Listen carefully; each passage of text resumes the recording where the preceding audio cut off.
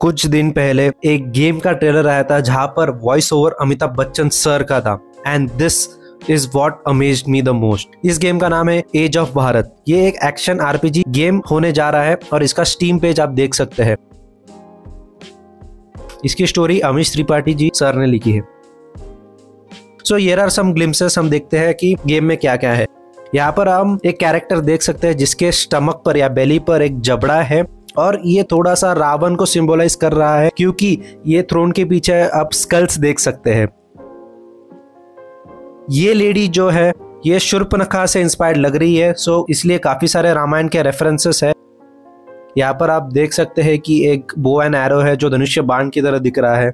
हमारा जो प्रोटैगनिस्ट है ये थोड़ा सा वाइकिंग से इंस्पायर्ड लग रहा है एंड यहाँ पे जो एनवायरमेंट डिजाइन है काफी अच्छे से डिजाइन किया हुआ है। एंशिएंट इंडियन सेटिंग है और ये सेटिंग काफी अच्छे से दिखाया है, सो जो इसका एक यूएसपी हो सकता है। इसके गेम मैकेनिक्स वुकोंग से इंस्पायर्ड लग रहे हैं, जैसे कि एक स्टाफ को पकड़ के भागना। ग्रैपलिंग हुक्स भी है गेम में, ये आप स्क्रीन पे देख सकते हो। बट ये सब इंडियन एंशिएंट सेटिंग होने के बाद ये इसका मतलब ये नहीं कि ये गेम बहुत अच्छा परफॉर्म करेगा। रिपीटेडली लोगों ने यही कहा है कि गेम प्ले एंड मैकेनिक्स पर फोकस होना चाहिए। ये ट्रेलर सिनेमैटिक ट्रेलर ज्यादा लग रहा है रादर देन गेम प्ले। सो गेम प्ले का इतना क्लैरिटी नहीं है, जैसे कि काफी लोग फीडबैक दे रहे हैं कि कैसे इसका कॉम्बैट सेटिस्फाइंग नहीं लग रहा है क्योंकि जो भी कैरेक्टर्स हिट है वो रजिस्टर ही नहीं कर रहे। ऑडियो एंड विजुअल फीडबैक ठीक से नहीं रजिस्टर हो रहा है, जैसे कि camera shake, slow motion, sound effects, ये सब मिलके एक ऑडियो एंड विजुअल फीडबैक से मिलके एक ऑलराउंड एक्सपीरियंस देता है गेम में। मेरा पर्सनल फीडबैक यही है कि सारे कैरेक्टर्स एंड एनिमल फ्लोटिंग करते हुए लग रहे हैं।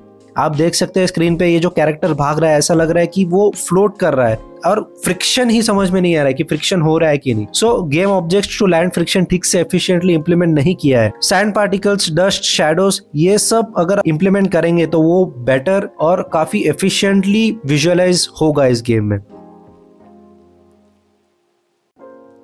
तो थोड़ा मैकेनिक्स भी अगर फिर से हम देखते तो ग्रैपलिंग हुक और स्टाफ पकड़ने का स्टाइल भी थोड़ा सा स्टिफ लग रहा है।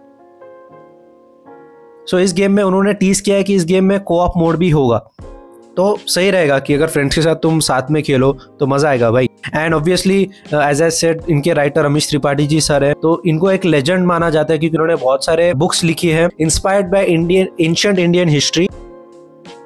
सो मैंने पर्सनली ये बुक कभी पढ़ी नहीं है, ना ही हमारी टीम ने पढ़ी है, so I don't know how authentic they are, but it's a blend of ancient Indian history, like I would say it's inspired by Indian history and some fiction in it. So obviously हम कह सकते हैं कि story would pan out well. अगर इसका background music देखें तो काफी ब्यूटीफुल लग रहा है सुनने में, क्योंकि एंशिएंट इंडियन वाइब्स दे रहा है जो हम टिपिकली पुराने सीरियल्स में देखते थे। और हाँ, इसका कैरेक्टर डिजाइन, इसमें जो भी कैरेक्टर्स है काफी अच्छे लग रहे हैं, लाइटिंग वगैरह बहुत अच्छी लग रही है। बट अभी हम देखते हैं कि भाई इसको इम्प्रूव कैसे कर सकते हैं। चलो देखते हैं। तो मेरे हिसाब से गेम प्ले को रिफाइन करना चाहिए एंड नेक्स्ट ट्रेलर में गेम प्ले दिखाना चाहिए कि प्लेयर्स क्या क्या कर रहा है गेम में, like exploring, upgrading weapons, chanting mantras, using abilities and using power ups, environmental interactions etcetera. So ऐसे मैकेनिक्स दिखाना चाहिए जो इस गेम को बाकी गेम से अलग बनाएगा। सिर्फ विजुअल्स एंड एनवायरमेंट डिजाइन से काम नहीं चलेगा। So this will help this game in establishing its own identity. So मैं दिल से चाहता हूँ कि ये गेम सक्सीड हो जाए, but let's see. I know like काफी लोगों ने सेम फीडबैक दिया हुआ है, but this is our feedback. And सबसे मेन पॉइंट ये है कि आप सबको हम यही बताना चाहते हैं कि अगर आप अपना गेम बना रहे हो तो हमेशा एक चीज ध्यान में रखना चाहिए कि आपको अपने गेम का टारगेट ऑडियंस प्रोफाइल डिफाइन करना बहुत जरूरी है। मतलब हमारे गेम्स में जो प्लेयर्स होंगे उनकी प्रोफाइल बनाना। सो उसमें एक एस्पेक्ट आता है कि चैलेंज लेवल डिफाइन करना है, डिफिकल्टी लेवल डिफाइन करना, कि तुम्हारे प्लेयर्स के लिए चैलेंज लेवल कैसे सेट करना है। चैलेंज मतलब सिंपल है कि एक्सेप्टेंस ऑफ फेलियर। इसके लिए तुम्हें success to failure ratio define करना पड़ेगा। ये रेशियो डिफाइन करता है गेम की डिफिकल्टी। सो ये रेशियो डिफाइन करता है कि गेम की डिफिकल्टी कैसी होगी। कुछ प्लेयर्स ऐसे होते हैं कि उनको कांस्टेंट रिवॉर्ड चाहिए होता है एंड फेलियर्स कम चाहिए, बट कुछ प्लेयर्स ऐसे होते हैं कि उनको कांस्टेंट फेलियर चाहिए एंड थोड़ा सा सक्सेस चाहिए और थोड़े से रिवॉर्ड चाहिए। तो ये जो फेलियर टू सक्सेस रेशियो है या फिर चैलेंज लेवल है, बहुत ही ज्यादा इंपॉर्टेंट मेट्रिक है तुम्हारी गेम की डिफिकल्टी डिफाइन करने के लिए। इससे हम डिफिकल्टी क्वांटिफाई कर सकते हैं। तो आई रिपीट माई सेल्फ, इससे हम गेम की डिफिकल्टी लेवल क्वांटिफाई करते हैं। तो गेम में जो भी तुम डिजाइन करो उसको क्वांटिफाई करते आना बहुत इंपॉर्टेंट है। तो देखते हैं कि हाई चैलेंज गेम में चैलेंज लेवल कैसे डिफाइन करते हैं। Let's take an example of failure to success ratio which is 15:1। So इस 15:1 रेशियो को अगर हम देखें तो इसको हाई चैलेंज कैटेगरी में पकड़ सकते हैं। सो ये इंडिकेट करता है कि 15 failures for every 1 success. So it's a very challenging game. It is very likely that it will drive away many players। काफी मेजोरिटी ऑफ द ऑडियंस को ये पसंद नहीं आएगा, बट हाँ, इसकी एक डेडिकेटेड ऑडियंस है जिनको फेलियर ज्यादा पसंद होता है और सक्सेस कम।